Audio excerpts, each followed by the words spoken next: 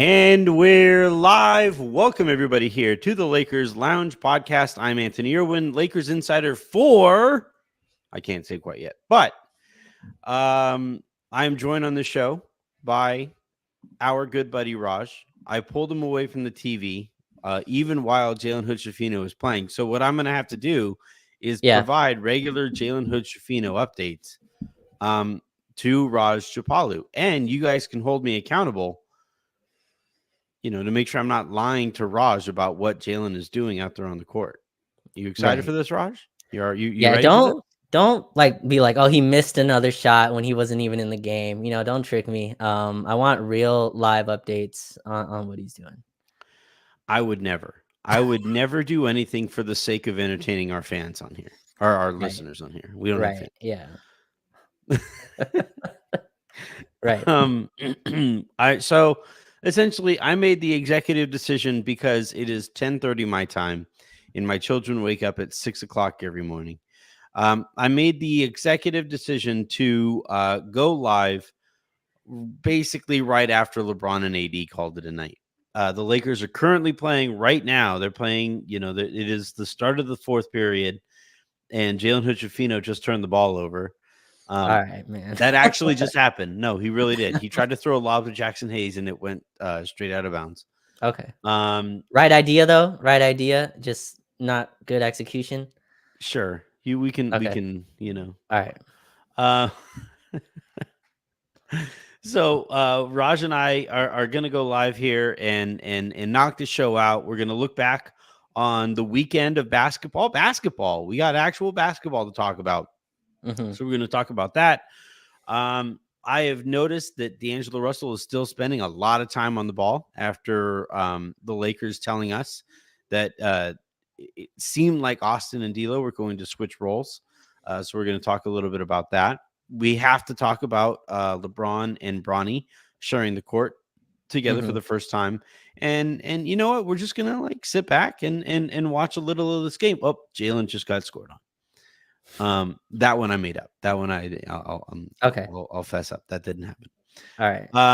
But no, let's a quick reminder, a quick call to action here. Please do make sure that you guys are subscribed to the channel here. If you guys are watching on Twitter, head on over to youtube.com/@LakersLounge to find it there. If you guys are listening in the morning in podcast form, hit subscribe wherever it is that you get your podcast, preferably on Odyssey. And make sure you leave reviews. Those 5-star reviews really help us. If you guys are watching live here on YouTube, hit that like button. And then after the show or during the show, whenever you want, tell your friends about the show. Tell your friends that you love this show. Tell your enemies that you hate it. And let's keep this thing growing. All right, Raj. I am going to basically just kind of get out of the way and ask you for your thoughts on Lakers basketball through the 1 and 3/4 games thus far. What is your biggest takeaway thus far?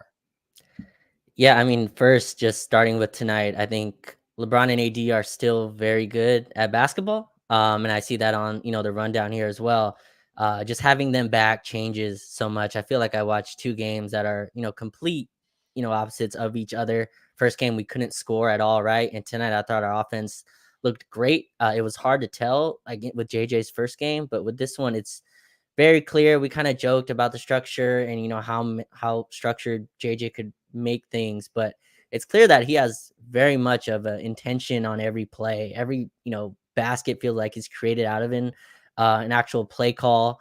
He mentioned at the halftime, which is weird. I don't remember coaches really getting interviewed at the half, but Mike Trudell spoke to JJ and he's like, yeah, we emphasize screening a ton, which is crazy. Like before the second preseason game to really, emphasize screening. But I thought tonight I saw more like contact screens than I saw all last year. The offense just looks like it's running beautifully. You mentioned a little earlier, or maybe offline, about D'Lo being on ball. I thought Austin started off with the ball a ton to start this game. A lot of screening, a lot of guards screening for LeBron, a lot of off-ball actions. We heard about AD being kind of the hub of the offense. I thought you got a little bit of a look at what that looks like. He was kind of catching at the extended elbow right? And a lot of players kind of roaming around him, and he found LeBron for cuts a few times. The offense looks good. I think Max Christie looked awesome in the first game. Obviously, in this one, without more offensive touches, he's not going to look the same. But yeah, LeBron and AD look really good. AD still cleans up a ton on the defensive end. That's kind of where my concerns are. But Anthony, I think this is a really fun offense. A lot of screening, a lot of intentionality in what they're doing. It looks like it's going to be a really fun offense this year. That's my like first picture through a game and a half that I got to watch. So it seems to me on the offensive system front Mm-hmm. that essentially what they're trying to do, and this is why they are like emphasizing shooting threes as much as they are, Mm-hmm. right? They are really, really trying to spread out the defense, Mm-hmm. and then because you don't have a hyper quick point guard who is going to gash the defense by himself. So what essentially the Lakers are doing is they're going to spread the defense out, create a bunch of holes, and then they're going to throw. They love throwing pocket passes. They love Mm-hmm. these diagonal passes that creates that vertical movement into the defense. That that's the advantage that they're going to try to gain here. That appears to be how they're trying to gain their advantage. Yeah, and it feels like a real focus on spacing, right? Obviously, in 2 preseason games, you're not going to see everything. All the lineups aren't going to be perfect. I thought we got a real rotation tonight, other than the 4 Bronny minutes that I guess JJ is contractually obligated to play on a nightly basis. But like we saw Jackson Hayes spacing to the corner, right? And I think that's just JJ getting like the principle in, like we're gonna space teams out, right? And like we had LeBron screen for Austin a bunch in like very space floor. And he had a huge, you just mentioned the pocket pass. He had a huge pocket to catch it for an and one. I'm not sure if JJ is doing this like on purpose, but he was already kind of matching subs. Like the Suns went small with KD at center.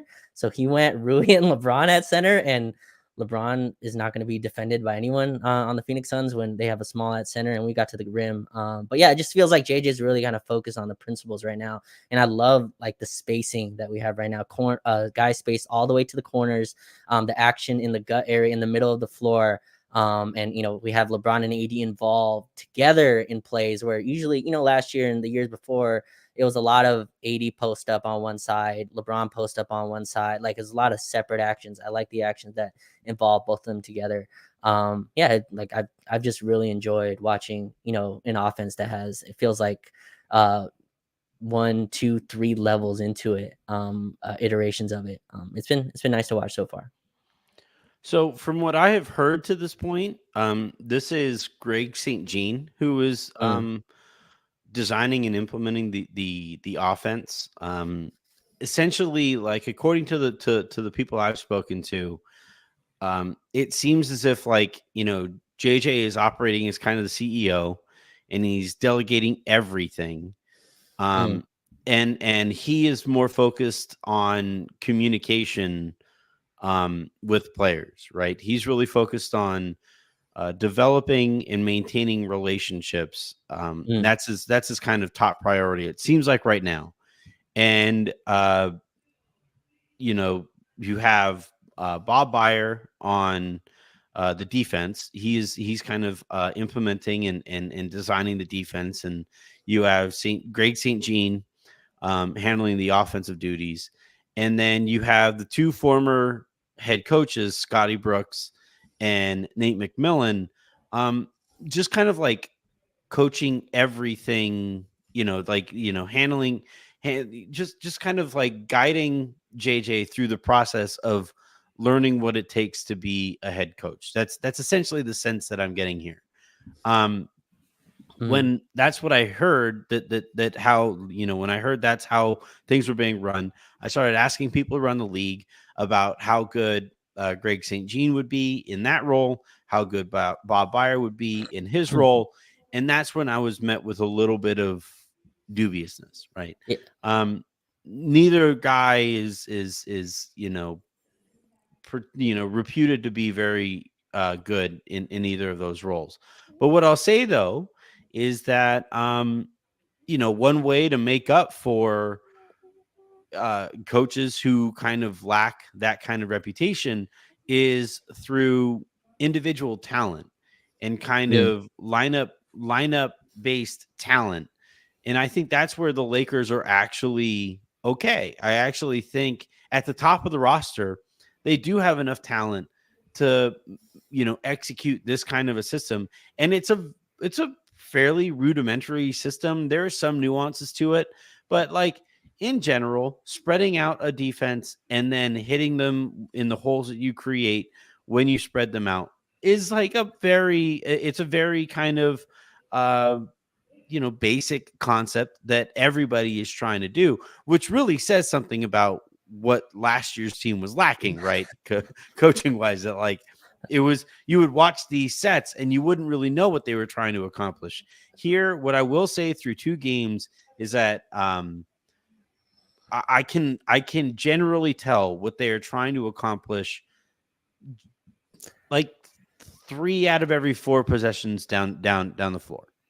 Sure. And again, this is all fun and well while the games don't matter, right? And once, wins, losses come into the equation, structure can be also another term, Anthony, for controlling, right? So like this is very early on in terms of the path here, but I just love, like, it's not just about the system to me, it's the attention to detail, right? And again, this is not the type of detail, in my opinion, that usually you see in preseason. But again, JJ at the half was like, the Suns aren't switching much and they're sending our side pick and rolls middle. So like that's how we attacked it, which again is like a very like it's not really just system based. It's kind of how the defense is guarding you based and adjusting towards that. He talked about transition defense early, and I thought that improved as the game went on. And again, just feels like it's a coaching staff that's very detail oriented. Again, not every JJ positive has to be a Ham critique. Like every time I post something about JJ, it's a Ham doesn't even know what that means. Which like we gotta relax. Like that's a little too far. But no, I think they've look. I think the offense at least has looked like it's had a lot more intentionality to it. And you can kind of see what the quotes. Again, I think the quotes are really a little exaggerated. Like when D'Lo says we were winging it all last year. Like you can't wing yourself to 47 wins, in my opinion, and at least. But yeah, like I think you can kind of tell what the quotes were alluding to so far through 2 games. Oh my god, Hey, it's a 1-point game? well, Jalen Hood-Schifino just had a M1. Oh, nice. Okay. I looked like at his, like they went on a run. Oh, but Jalen made a bucket. I looked at his plus minus. It's not great. I'll just say that. It's not great. He's a minus 13 so far. But preseason context involved in all the Well, he's plus not playing minus with stuff. LeBron at all, and he's not playing Right. with Anthony Davis at all. So, like the Yes. lineup out there is Jalen, Cam, Oh Max, man. Jackson, and Dalton. Okay. So, yeah. Which Yeah. Max, by the way? Lewis or Christie? Christie. I hope we Okay. never see Lewis That's mean. That's ever, all right. ever. And then, like, even then, like, if they even like think about it, Anthony, then no. he's on the team. Like he's contractually on the team. Yeah, that's fantastic. Cool. Every team has bench warmers, Raj.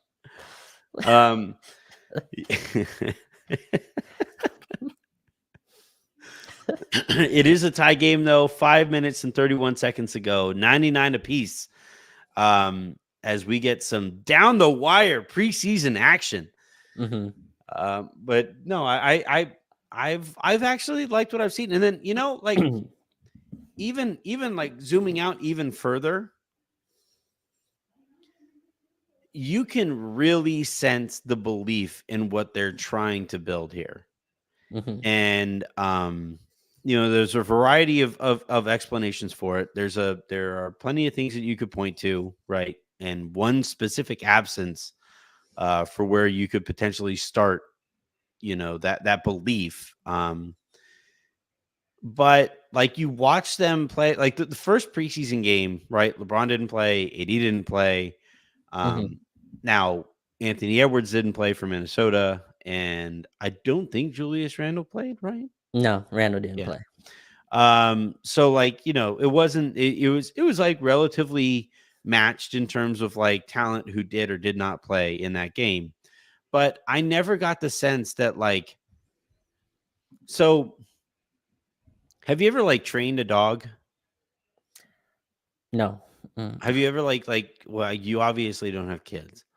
Um so when you're training a dog, they like dogs can be moody, right? So like sometimes Okay. if you're like if so for Callie, if we give her a treat, I say like, all right, sit, and then I ask her to shake with one paw, and I ask her to shake with the other paw, and it's just to like keep her patient. And then I say be gentle and all that stuff. And eventually, like she's smart enough as a dog, and she just knows what the steps are, and she just goes Mhm. like, sit, like paw paw, give me my damn treat, right? And like, just kind of going through the motions there, and just kind of like rolling her eyes at the, well, she only has one eye, so rolling her eye at like the notion of process, or like the process of calming you down so that you Mhm. don't freak out because I'm giving you a treat.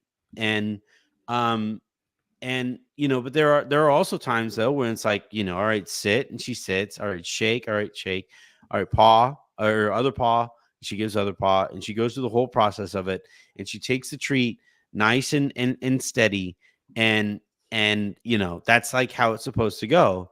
And when I was watching the Lakers, especially like the second half of last year, it just felt like it was just like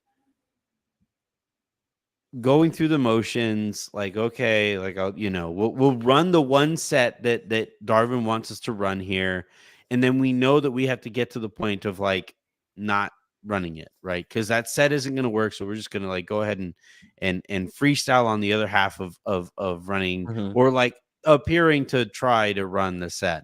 And I never got the sense in that, and now it's extremely early, and there's a lot of time between now and the end of the season when they can go back to the habits of, going through Right. the motions and pretending to care about what JJ is saying. But I never got the sense in the way that in these first two games, where I felt like the Lakers were just kind of going through the motions for the sake of appearing to care what JJ is saying. And I think that's an important step forward.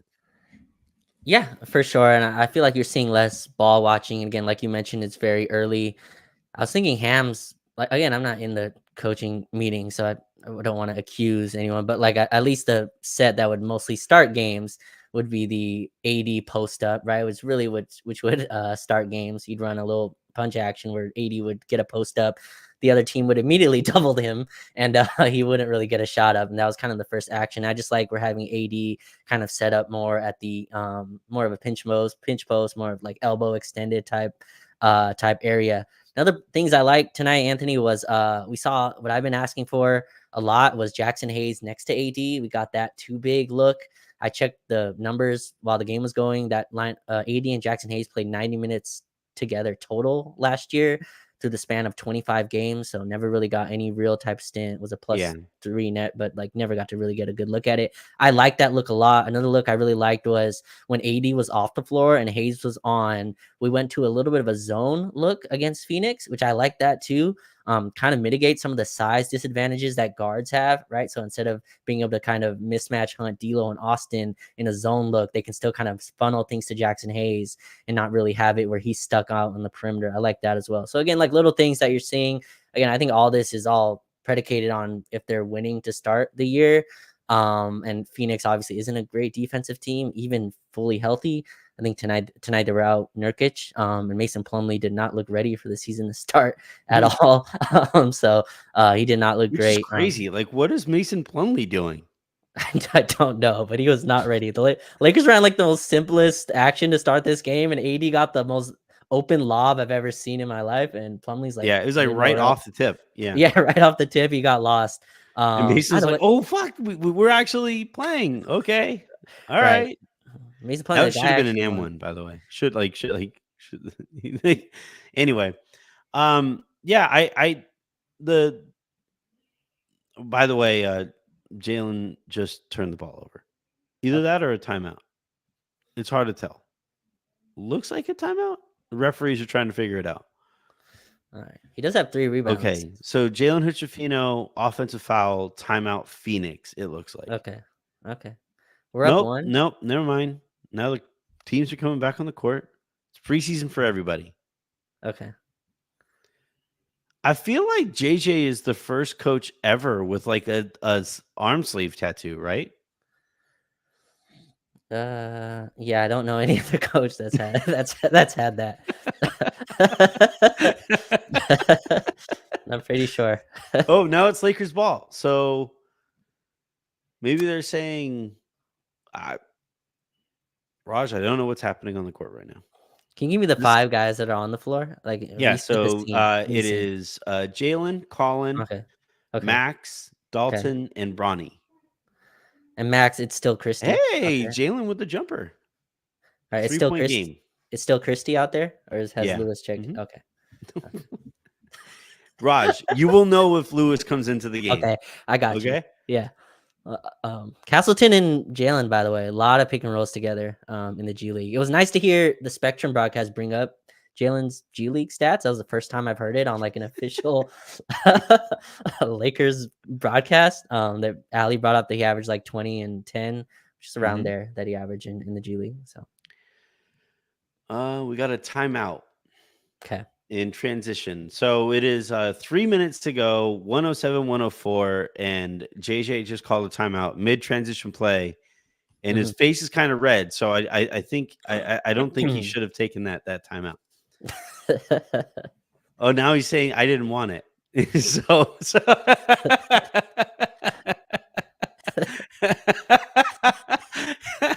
he's like walking off the court, and he goes to the ref. His face again is red. Like clearly visibly red, and he's telling the ref, I didn't want that one. That was great. That was a really funny moment. But no, I think, yeah, I think you know, with I can see the vision, right? And like I think these 2 points are not mutually exclusive and not even necessarily related, right? I can be disappointed with the offseason, and I am, but I can also kind of look ahead to this upcoming season and be excited about at least this core group, the core that made it to the Western Conference Finals the year prior, or 2 years ago. Like I can be excited about them getting this opportunity to you know, make a run together with a coach who isn't Darvin. And I think like that's like if there's anything that I think we're supposed to take from preseason, that's the starting point, right? And I think these first 2 games have really kind of showcased why the Lakers would want that to be the starting point. Yeah, and again, I think there's a way, you know, like to put that where it's not all on Darvin either. But again, I think the quotes that come out from the locker rooms and from the team at media day, it's very clear they lost whatever Darvin was preaching, right? And I think there's a place where Darvin had it and lost it, instead of just it was never there to begin with. Like again, I don't think you make the conference finals without some belief in your coach. You can't star power your way through 2 rounds, in my opinion. Remember, they made that Western Conference Finals after they traded Russ. Like you think about like turbo buttons that you can hit in a season. Getting rid of the vampire would be a giant turbo button that you can hit. Sure. And again, but you still got to coach through the 2 rounds. And again, I'm not disagreeing with what you're saying. And after that, he lost, you know, he obviously lost them last year, but it looks like they found something. There's some rejuvenation. LeBron looks ready for the season to start tomorrow. I think this is the best AD's looked in preseason in a while, just coming into, I'm not saying he comes in out of shape, but he talks about how he doesn't touch a basketball for 2 months. That obviously was not possible this summer. Being in the Olympics, he was forced to touch basketballs. So it looks like he's ready to go. Anthony, someone that I don't think we've talked about yet. Dalton looks like legit. Like I don't know if he can defend at, you know, an NBA level yet, but it looks like he's one of the 9 guys. Obviously I mentioned JJ went with 10 guys that included Bronny, but I think you've just cut Bronny for this situation. The 9 guys that he played outside of that, Dalton was a part of that. Cam Reddish didn't play in the first half, so it looks like he's outside looking in from the rotation. Dalton had some threes in that first game, Anthony, that were like, oh, these are NBA threes. Like, this isn't, oh, I'm a rookie, I'm coming out here, here's a wide open three, let me get my reps. This is JJ Redick calls the play for me. A design three. This is designed for me. And that was like 6-7 times in that first game. This is with Austin and D'Lo out there at different times. Like, we're calling a lot of our sideline out of bounds plays are for him curling, and he doesn't have to be like wide open either to take these, which is what I really like. The shot just looks very fundamental, very technically sound, how a shooter would do it, plant the feet into a hop step. Like, that's just very fundamental form from him. That dude looks like a legit shooter from day one. We had one Dalton AD play today. I was praying for one, but I thought I would get a couple more. We had one side ball screen with both of them, and Dalton came off and got a wide open mid-range jumper, obviously, because they have to respect Anthony Davis rolling. Excuse me. And he hit it. He looks like a legit player from day one. And obviously at that age, you hope he is. But yeah, Dalton looks as advertised, which is nice about, a draft pick so far. Bronny made a bucket, but moving screen on Castleton wipes it out. Okay. Yeah, any Bronny thoughts like on Bronny the player? He doesn't look like an NBA player right now. I'm looking forward to watching Bronny in South Bay. Like, I think that's me too. I think I'm looking forward to you watching him in South Bay. Yes. Okay. Well. All right. Well.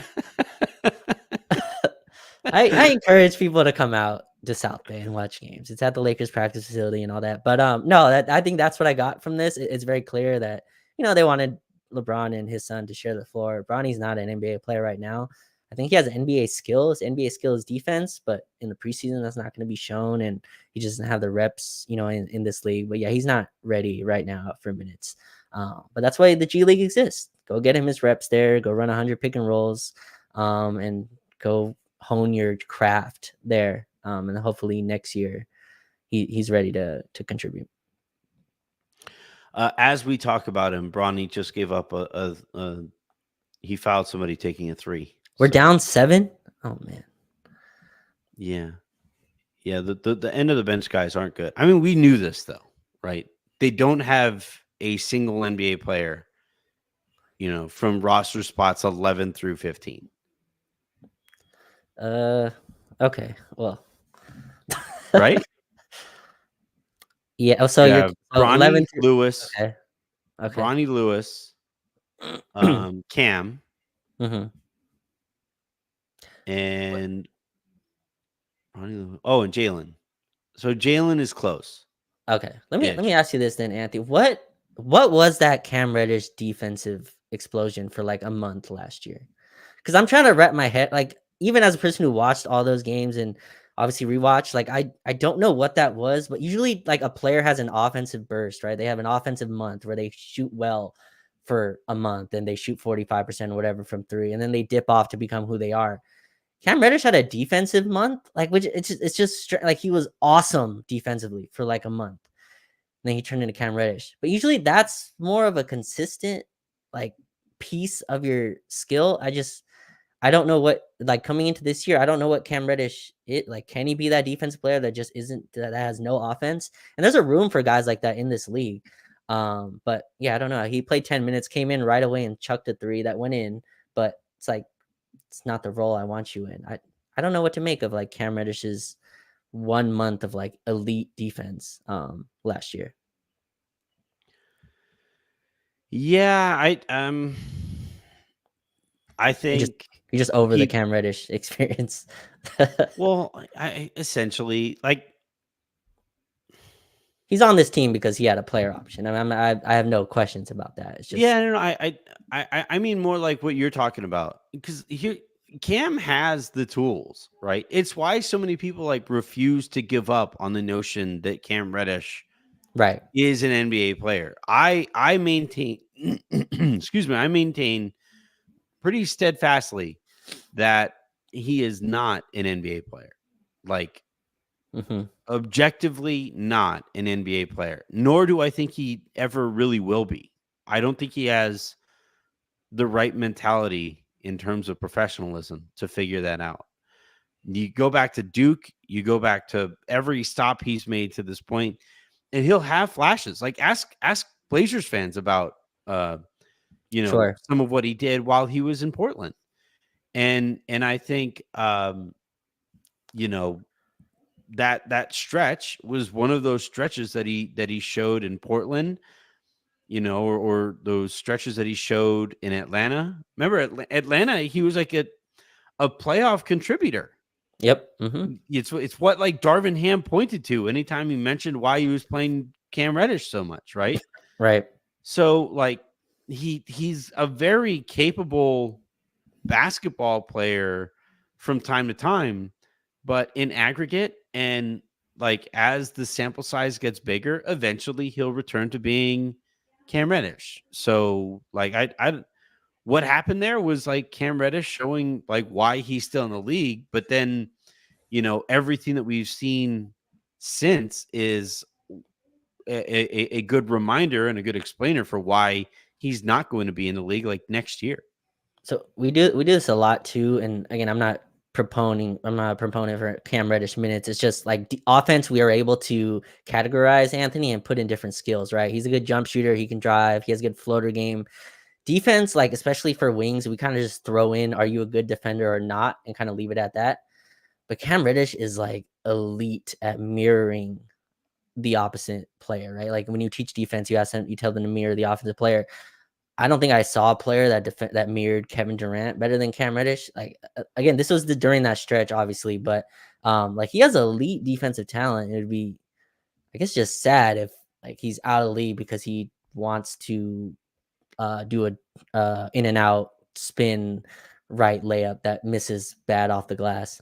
So I don't think it'll happen, but if JJ can be some Reddish whisperer even for a few minutes, because this team, we've discussed it all season, that all off season, that this team is like sorely deficient in defensive players. Cam Reddish is an elite defensive wing when he wants to be, but yeah, it's just that would be sad to me to like watch a player that obviously has a skill in the NBA not understand what his skill is. And maybe it'll take a few more minimums because, like you said, some team is going to give him another minimum after this. Cam Reddish will be in the league next year, whether you think he's an NBA player or not. He'll have a deal somewhere. I don't think you will. Like, okay. we can make a bet if you want. It's okay. Not too strong. I don't believe as strongly about this as something. So the Lakers wind up losing this one. Oh man. Phoenix. Well, the Lakers made a game out of it. They Connect had an open three to make it very interesting, but it wound up falling short, and Phoenix got the rebound, ran out the clock. So yeah, I don't know. Like I think for what we were hoping to see this weekend, I would say like we got just about. Look, the most important thing, and it's the second bullet there, is LeBron and AD still look incredible, right? When AD was out there, he was the best player on the court. When LeBron was out there, he still looked like LeBron. And that's really the only thing that mattered this weekend was that those guys, still look incredible, which there was almost no chance that they wouldn't, but it's just good that you have that starting point. Is there anything that you noticed what JJ is trying to do with either LeBron or AD that stuck out to you? Yeah, like I think to start the game, it's a lot more LeBron, I thought, off the ball. And Darvin tried to mix this in, but it's very much within the sets. It's a lot of Austin controlling, a lot of D'Lo controlling. And I think like JJ mentioned this a lot in that he wanted to play through AD, and that's like you and Harrison do your bingo card. That's on like my bingo card. I don't remember if the last time I played bingo, but like that would be on my bingo card of like the coach wants to run more through AD. But I think you're kind of seeing what JJ's vision of that is, which is not in the deep post and wait for the double team to come and AD throw it across his shoulder, right? It's more extended elbow, guys running off of him on dribble handoffs, off of back screens where LeBron's working with another player, very like split action stuff that the Warriors run, stuff where LeBron AD can kind of find him and use his passing ability that he's improved on. And yeah, those dudes look awesome. LeBron looks ready to go. And I still think like we take for granted just a dude who's about to turn 40. He had a block on Devin Booker tonight where he reached like way above the rim. It's just absolutely absurd. No, he had that left-handed dunk. Yeah, like the spinning dunk as well. A bunch of dunks in transition. He had 2 blocks in the first quarter. AD had this this steal that I'm gonna go back and clip later. That gets like again, AD does a lot of stuff that gets lost within translation of the game. But Grayson Allen was driving, was like, oh shoot, there's AD, and like AD was guarding 3 people on one side, and got the steal and just covers up a ton. I thought Rui really benefited tonight. Rui looked so much better tonight than he did game 1. I thought just because he's not being defended by the biggest guy or second biggest guy out there, it really extends his margins. But no, that's what I saw so far, man. I think JJ is gonna kind of let those guys be stars. The system's really for everyone else to get their shots. You mentioned people can't really create their own shot. LeBron's gonna get his jumper. His jumper looked really good tonight as well. Looked crisp, looked on in rhythm. AD hit a 3 to start this game. Like we'll see if that trend continues, but they look good. They look like 2 of the top 10 best players in the league. It's just you talked about the general NBA, Anthony. I watched Boston, Denver, and it's like Denver's bench is like, what are they doing? You know, Boston's in a class of their own. I don't even look at them in our tier, sadly, of course. But yeah, you look at Denver, you look at the other teams around the league. Obviously, Minnesota, we got to look at them. Gobert played that game. I guess he was fresh off the Olympics, but like Gobert did play in that first preseason game, and like I saw Minnesota, I think they're worse by losing Towns, in my opinion. You just look at the West, man. Other than OKC, like you have 2 of the best players on the floor every night. You have a shot. We'll see if this roster can match that, but that's what I noticed. LeBron and AD look incredible still. Yeah. Let's wrap up on LeBron and Bronny playing together. Obviously cool, historic moment. I'm actually kind of glad. I mean, they're going to make a big deal out of it the first time it happens in a regular season game, but I'm glad they kind of got it out of the way. Today was Bronny's birthday. But I'm kind of glad they got it out of the way here in the preseason. Not too much fanfare to it. Just kind of, this is going to happen. It happened here. And it allows Bronny to just kind of go and focus on operating in the G League, where, like, I'm not going to lie. If we see Bronny play NBA minutes this year, it'll happen in garbage time, so you won't see him and LeBron out there together. Or B, like something terrible happened, half the roster got hurt, and Bronny is available. He's like, I don't mean to sound harsh. I'm still rooting for the kid, all of that stuff. He's not an NBA player right now. And there's a path for him to follow that would allow him to one day be one. But he's just flat out not. But all that said, all that frankly matters, since it's a preseason game anyway, and I think even more importantly, a preseason game that the Lakers won in the minutes when like all of the main players were out there. It's just cool. It's really cool on Bronny's birthday. I can only imagine what that meant for that entire family. I think it's really dope. I think it's a cool story. It's a cool thing to celebrate tonight. Got it out of the way, and I hope nobody expects to see them out there together during the regular season. Ooh, I feel like you're gonna see it as early as they can to get it out of the way. For what? Like what? Like who's honestly waiting on bated breath for LeBron and Bronny to play together? Like, you know, especially if it is just done. Because if it's done in the regular season, it would just be done for fanfare. He doesn't belong on an NBA court. He just doesn't. And there's a ton of players ahead of him in the rotation who are better at basketball than him, who are healthy and available right now. Like I don't see it would be a farce. And I don't want to see that happen and have it be a farce. And I don't think LeBron wants it to be that either.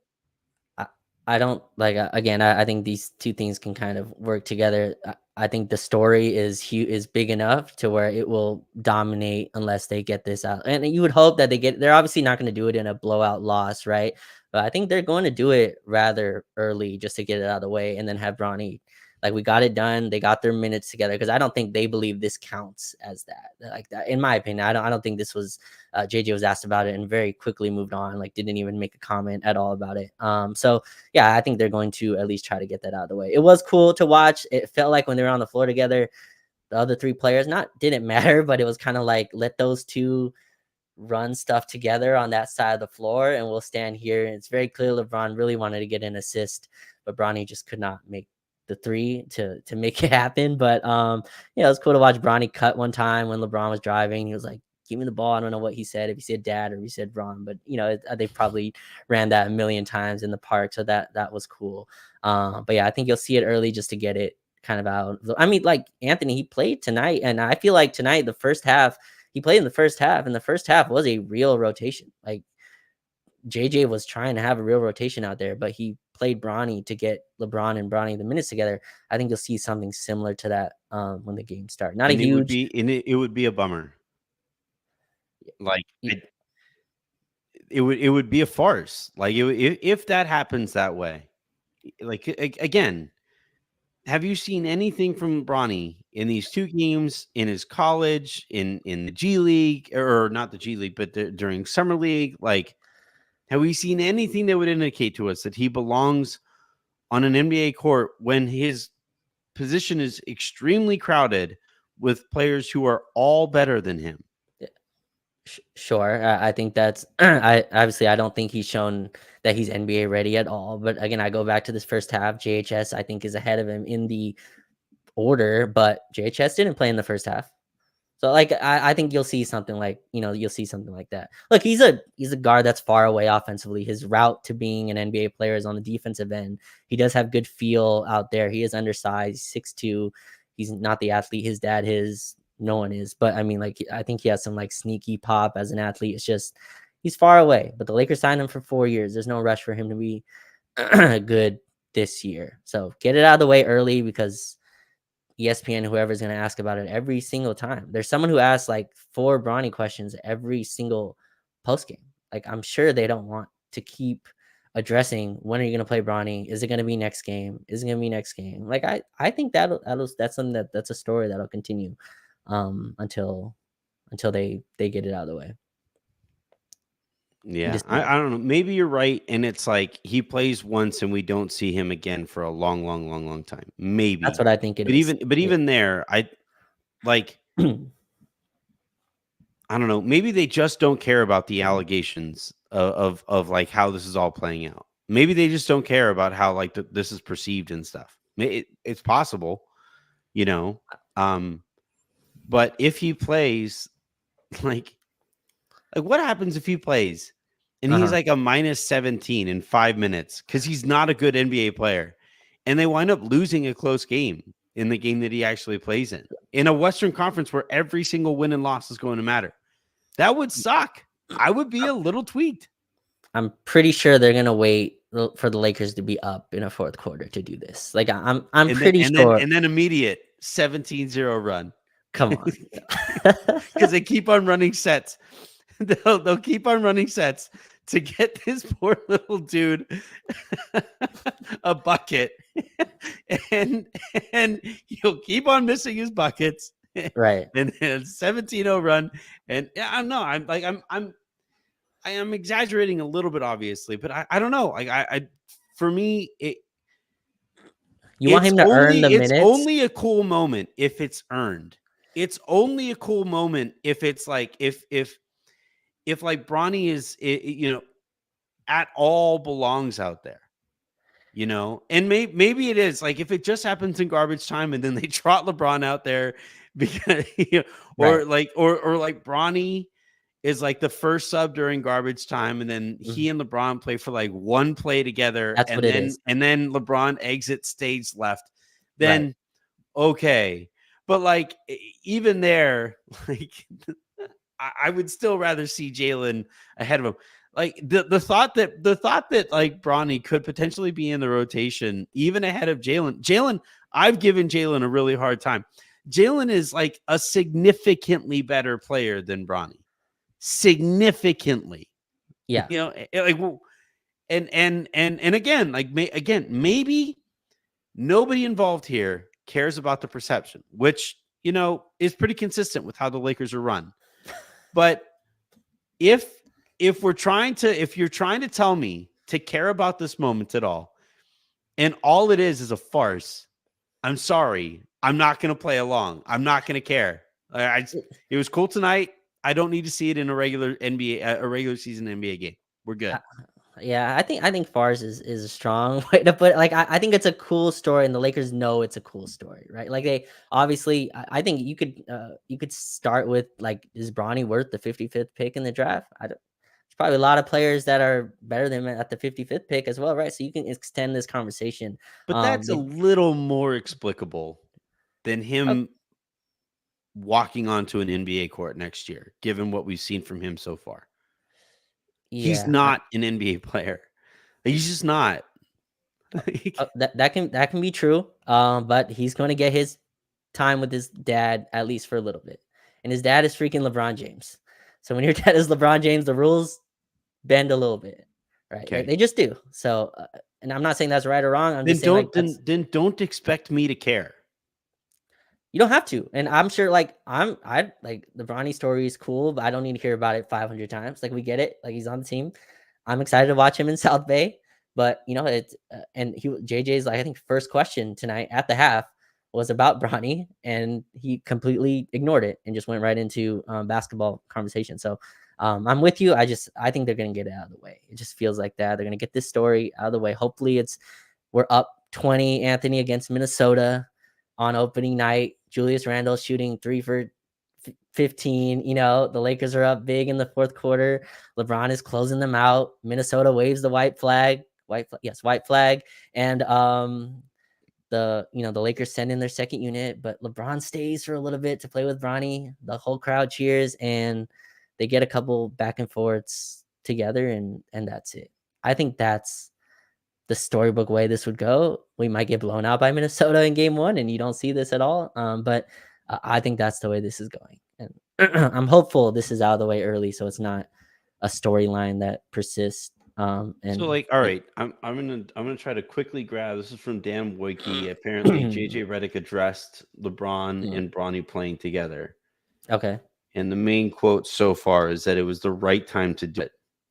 That tells me that there's a wrong time to do it. And the regular season right now feels like the wrong time to do it. And look, if there's any like media member who keeps on asking about this, they should be shat on for continuing to ask about it.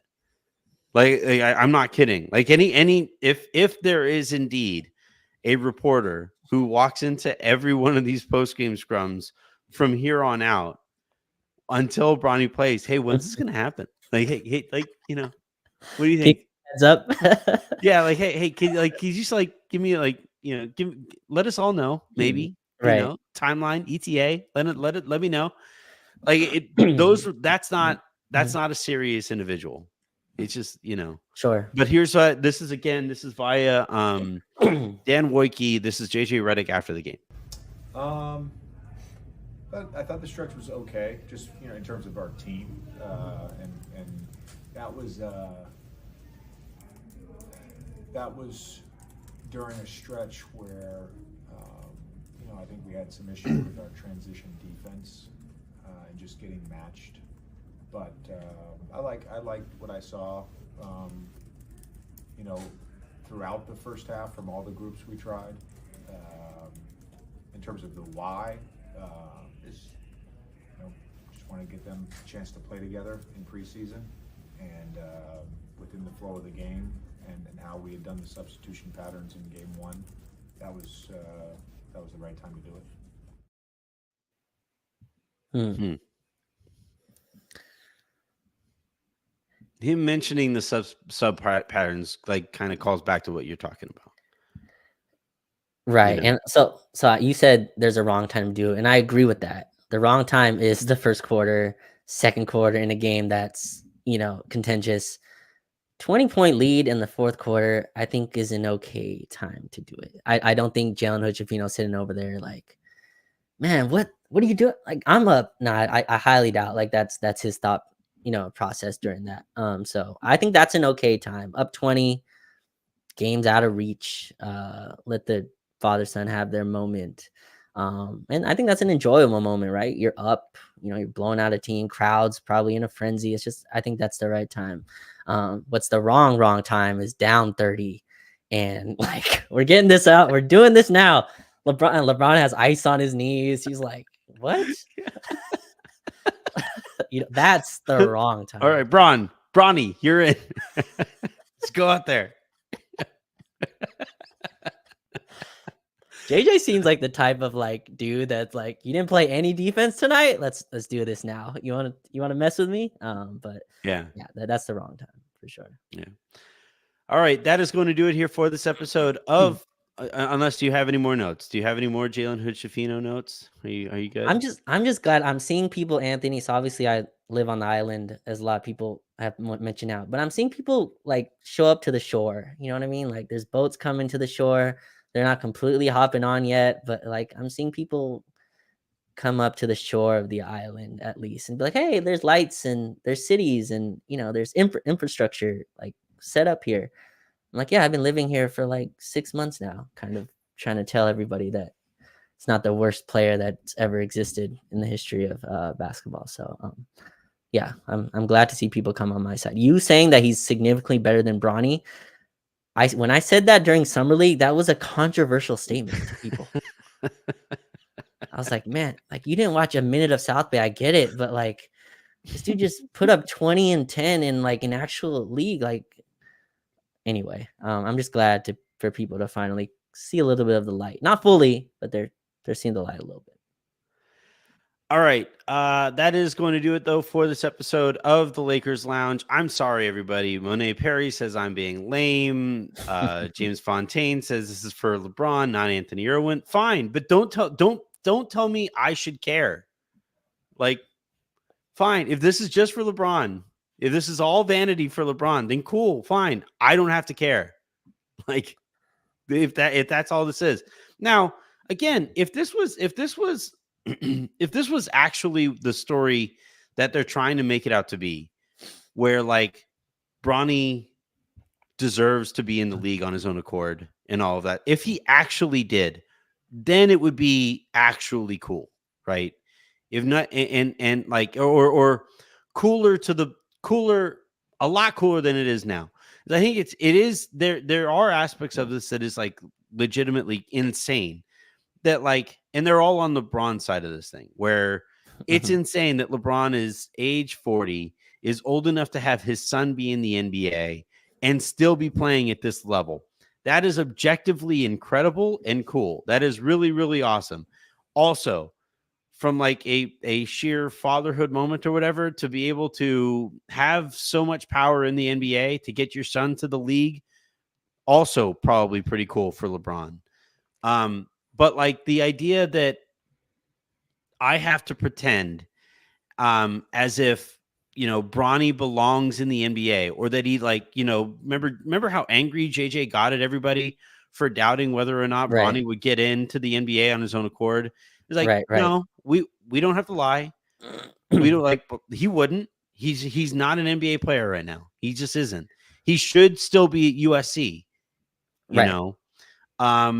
And that is he should be in the G League, right? Alicia Clark-Jones, right, says Bronny needs to play in the G League 100 zillion %. And that's all I'm saying is that like I'm not my take isn't to like throw water on the situation here. I want the moment to be more earned. And if what you're talking about, Raj, if he's like a victory cigar at the end of a game and LeBron happens to already be in it, and LeBron plays an extra minute to share that moment with his kid in that game, and then we don't see Bronny again until next season, fine. Yeah, like that's as much of an earned moment as I think we're going to get in this situation. But this idea that like I have to sit here and pretend as if Bronny would have been drafted if not for LeBron being on the Lakers. No, of course not. He'd And be a that makes it Warrior. a little less cool. Just a He'd- little. right. Maybe not. Yeah. I mean, if that was the case, he wouldn't be a Laker. Like some other team would have picked him up, or you know what I mean? Like they wouldn't have been able to control the process. As look, Bronny he averaged 4 points a game at USC the last year. Like Yeah. if his last name wasn't James, he'd be playing another year at USC. So like, Yeah. and I think it's fair to say that. And let's also be like, LeBron has earned every like stretch of real estate that he's owned in the NBA. And you can quibble whether this is true or not, but I think like he's probably earned a couple power positions as just being the best player ever does. And his son's gonna play with him, whether he's earned those minutes as strongly as you or others feel. But yeah, like I know you don't have to care, maybe I don't care as much, but ESPN definitely cares. Like they would like to know that moment when that moment's happening, right? Like I'm sure I think they still have it. TNT would love to know when that moment's like whatever big network is carrying the Lakers game that night would like to know when that's happening, because they would 100% blow the hell out of that moment already, as much as they've already done. So yeah, I think it's going to happen early, and then Bronny comes to my universe in South Bay, and we get to watch him play over there. Yeah. All right. This really is going to do it here for the for this episode of the Lakers Lounge. Please hit that subscribe button here. YouTube.com/@Lakers Lounge is where you can find us. Hit that subscribe button wherever it is that you're listening to this in podcast form, preferably on Odyssey. Leave those 5-star reviews. Leave those questions in the form of a 5-star review. Seeing as the Lakers played tonight, I will do the mailbag episode tomorrow. So hit me with your 5-star questions there on the iTunes page. I also started a Discord, which has been really fun. I've never done a Discord. I didn't know what I knew what it was, but I didn't have one, wasn't really active in that community. I think we have a good little community growing in there. We watched the Dodgers games over the last couple of days there together. We got through fantasy football there together. We watched this Lakers game there together as well. So if you want to join that, I'll add that to the link tree, and you can find it on. Actually, Raj, you're actually pretty popular on there already. Runs, not points. You. Got it. Runs. Yeah. Runs. Yeah, runs. Yeah, that's very but important. Runs count as points. No, it's like do you call goals points in hockey or in soccer? Okay. Do you call like? That's okay. That's fair. Yeah. Okay. Like I won't argue. Yeah. Nobody calls like points in golf. Strokes in golf. Okay. Don't watch golf, but okay. You said you've tried golf. I played golf like when I was young. Yeah. Or mini golf. Yeah. Did you score? Were you your leading scorer in points in golf? Is that something you wanted to be? I don't remember honestly at all. I don't even remember if it was scored, to be honest. That's how long ago my golf experiences were. So don't remember. But all right. Runs. Got it. Yeah. All right. Tell your friends about the show. Tell your friends that you love it. Tell your enemies that you hate it. Have a great rest of your night. Make somebody else's, and we will talk to you tomorrow. Have a good one, everybody.